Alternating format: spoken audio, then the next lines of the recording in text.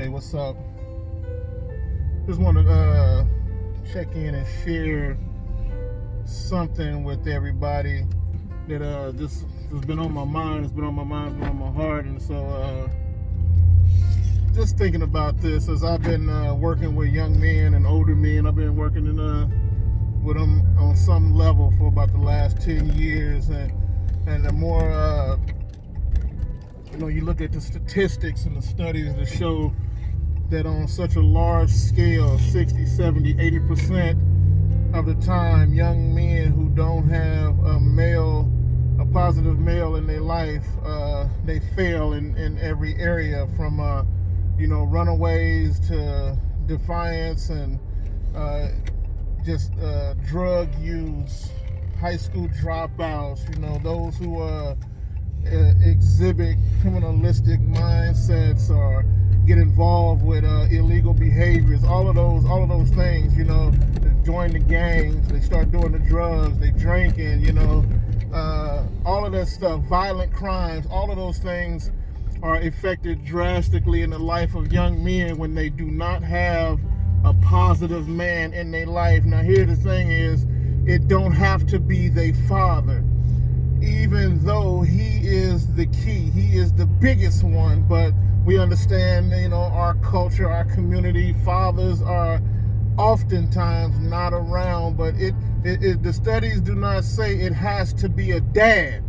It just says that it has to be a man. All right. And so I work in the school, and it's a sad day. It's a sad case to watch our boys struggle, to watch our boys suffer on the inside and not know how to verbally explain what's going on inside of them. They don't understand what's happening. It's like sitting in the doctor's office and you feel this pain, but nobody can explain what it is. The doctor can't diagnose it as one thing. They're running all these tests on you, and they're trying to figure out what it is that's bringing you this pain that causes you to act or feel this way, and as I look at some of our young men who lash out and act out, I understand they are lashing out and acting out because they are hurting,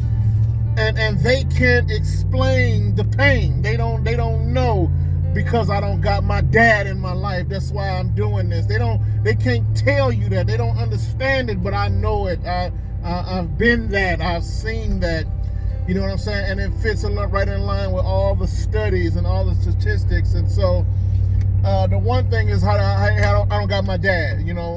Either he's here and don't care about me, or he's locked up, or worst case scenario, he's been murdered. Either way it go, none of that makes it better. The fact that my dad got killed don't make me feel better that he ain't here. The fact that he's locked up doesn't make me feel better. He's not here, right? And so they're hurting, and they don't know how to express their anger and their emotion, because definitely in the black community, we don't teach our youth, our young men, how to properly express their emotions. We still talking to them about being a punk, and you talk so much about them being a punk that's the last thing they want to be. And so they don't even know what a man is, but they know they don't want to be a punk, so they don't know how to properly release anger and emotions that they don't understand. So they lash out, they act out, they cuss, they fuss, they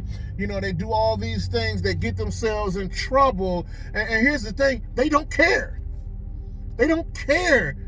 They don't know that, hey, I got a future to look forward to. Hey, that these things are going to negatively impact me down the road. They don't see down the road, and we keep talking at them as if they need to look down the road. Well, sometimes we have to understand that ain't nothing down the road for some of these kids. They don't see nothing down the road. And so I keep telling you about something you can't see. I sound crazy, and you look at me crazy, but we never address their right now. And the right now is, man, you ain't got no man in your life. You ain't got no man telling you who you are, helping you to discover who you are, showing you how to properly handle and release your emotions. so you don't got that, so you just flip out and spaz out, and they think you need medicine. They think you need to be on some type of drug, and you don't need to be on drugs and medicine. You just need some brother that'll listen to you and try to understand you, not try to fix you, to try to help you figure yourself out, but not to fix you, not to give you all of life's answers, but just to be somebody that you can talk to. And somebody that'll say, hey, you know what? When you tell me that, here's what I hear. I hear your emotion. I hear you upset about this. I hear you don't like the way this is going in your life. You know, yeah, I know you love your mother, but you disrespect her every day. And you don't even realize how great the disrespect has got. These young boys need men. They need men mentors, and they need male role models who would care to just listen to what they have to say. And everywhere you go, we always telling them what they need to do, because there's rules, right? You got rules, and the police got rules, and the school got rules, and home got rules, and church got rules, and the after-school clubs, there's rules, and life just has all these rules. But what happened to the rules when my dad got taken away? What happened to the rules that said he was supposed to be there for me? How did that get by, you know? And so sometimes you got to forego the rules. Just shut up and listen to the heart of these young folks. Listen to what they got to say.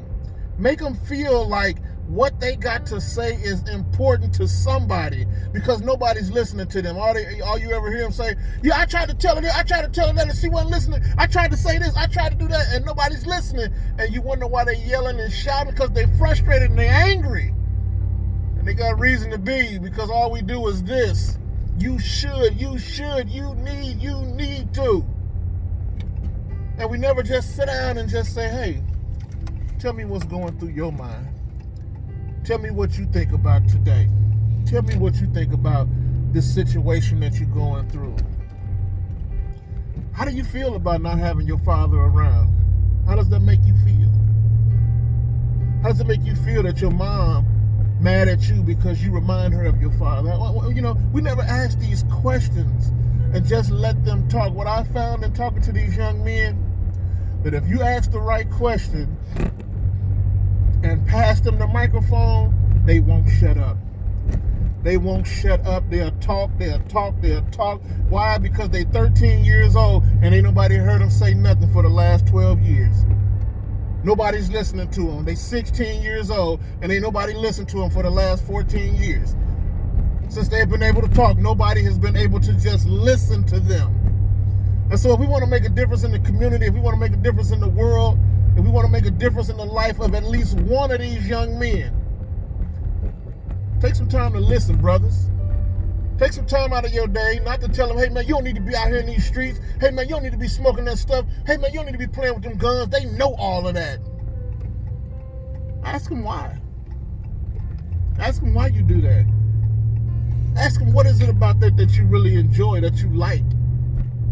Ask them, do you know the chances that you're taking, and when you're out here playing with these guns and joining gangs, do you know what that really means? Do you know where that road leads? Just ask them some questions and listen to their answers.